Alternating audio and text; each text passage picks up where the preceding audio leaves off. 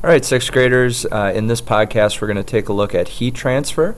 And in class we were talking about how the different forms of heat is transferred from one object to another. And so we're going to take a little closer look at this in this lesson. To start with, you'll see that in the video that up here there is a hot chocolate.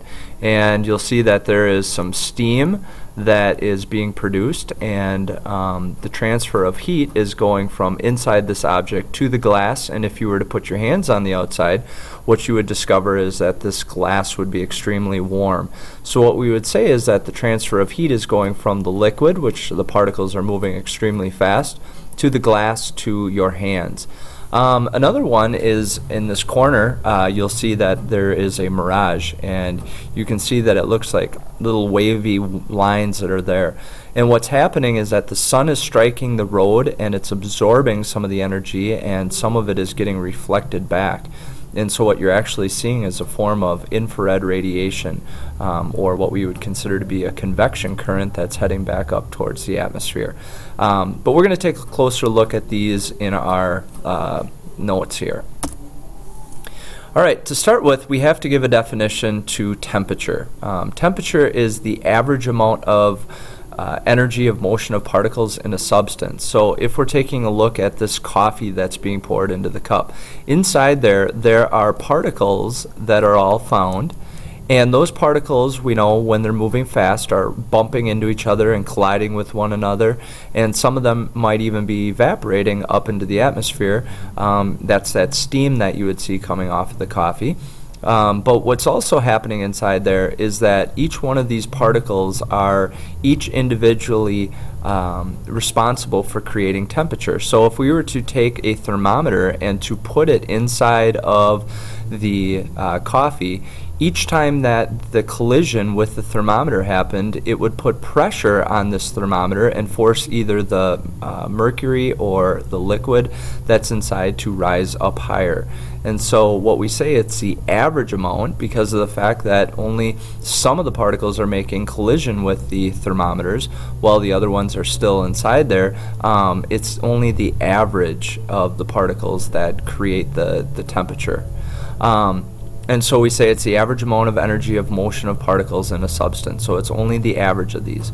Another term that is very similar to temperature is thermal energy. And for thermal energy, we're taking a look at the total energy of the motion of particles. So if we were looking at this coffee cup, if we're looking at the thermal energy, what we're looking at is all of the particles that are inside here. So all of the particles, we would be able to talk about the thermal energy. And that one is a little bit more challenging to measure. We can't just use a thermometer for it. So two different terms, ways that we can measure particle movement, temperature, and thermal energy. As I had mentioned, a thermometer is a device that is used. Here's an example of a thermometer. You'll notice that there is a Fahrenheit scale and there is also a Celsius scale on it. And it's basically a thin glass tube with a bulb on one end, and inside that bulb, so imagine that your bulb is down here towards the bottom, and it is going to contain either a liquid of mercury or a liquid alcohol. And again, what happens that we looked at in the previous slide was the fact that even air is going to put pressure onto this little mercury or liquid alcohol, and as the more pressure there is, the higher it's going to rise up. Less pressure, meaning that there's not as much collisions, the lower the temperature is going to be. So we use two different types of scales. It's Fahrenheit and Celsius. We use degrees F for Fahrenheit, and we use degrees C for Celsius. When we're talking about water boiling and freezing, there's two ways that we describe it. Freezing is going to have either a 32-degree temperature Fahrenheit or a 0 degrees Celsius. And if it's boiling, it's 212 degrees Fahrenheit or 100 degrees Fahrenheit. And we can use a thermometer to get these temperatures. And you actually will see that in the lab if you haven't done so already. Now, the different types of heat transfers are radiation, conduction, and convection, but before we can do that, we need to define what heat is. And heat is the transfer of thermal energy. So if you remember from the previous slide, it's the total energy of motion in particles. So that's what thermal energy is. And it's the transfer of that, all those particles, from a hotter object to a cooler one. And so looking at these different pictures, you can see that there is constantly a type of thermal energy being converted from a hotter object to a colder one. Clearly, this is the hotter object, this is the cooler one. This pan, before it goes onto the oven, is cooler, but when you turn the oven on, it's obviously going to get hotter. Same thing with the sand. The sand is going to be cool until the sun strikes it and energy is absorbed in it. Then it becomes hot. And the same thing with this water, this glass in the water for the dish. It's going to be cooler until eventually it gets heated up. So heat is the transfer of thermal energy from a hotter object to a cooler one. Now, the three different forms of heat transfer is radiation, which is the direct transfer of energy from an object.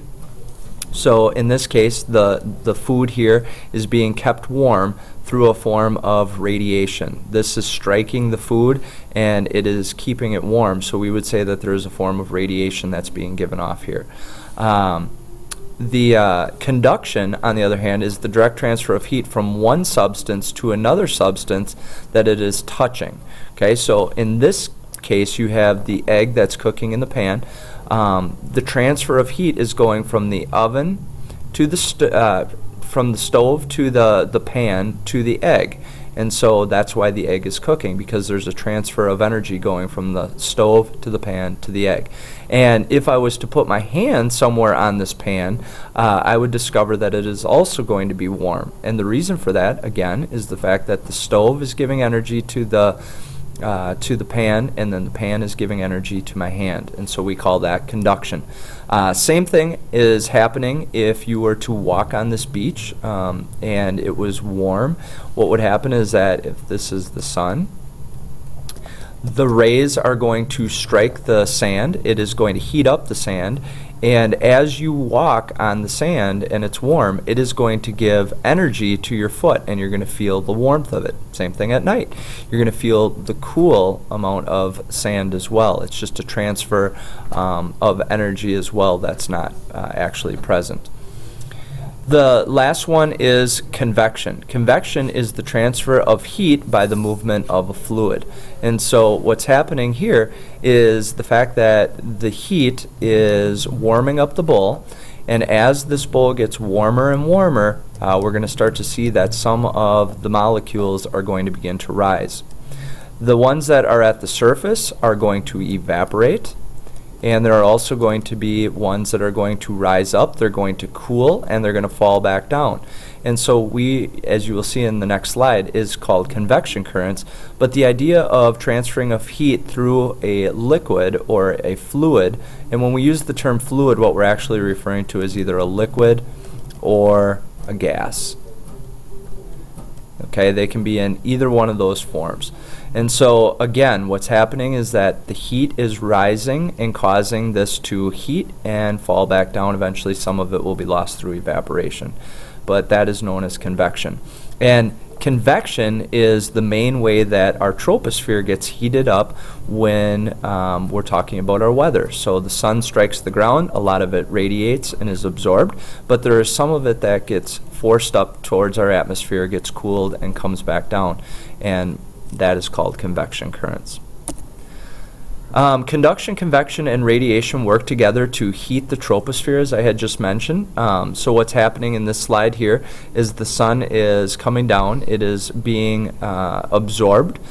Some of it is radiated or released back or reflected back into our atmosphere. The warm air rises, and as we know, as it goes further up, it begins to cool down. That cool air will then come back down because it's heavier and fall back to the ground, gets heated back up, gets forced up, cools, and falls back down. So we start to see almost this circular pattern of air that is going warming, rising, cooling, falling, and it happens over and over again. It's what allows for us to be able to survive on Earth's surface, because of the fact that there's this heating, cooling, and falling. And as I mentioned before, they're called convection currents. It's the upward movement of warm air and the downward movement of cool air. It's what allows for us to be able to survive. And so the three different forms of heat transfer is conduction, convection, and radiation. They all work together, and we measure it through temperature and thermal energy. They all work together to produce our weather. Okay? Hope this helps. Talk to you later.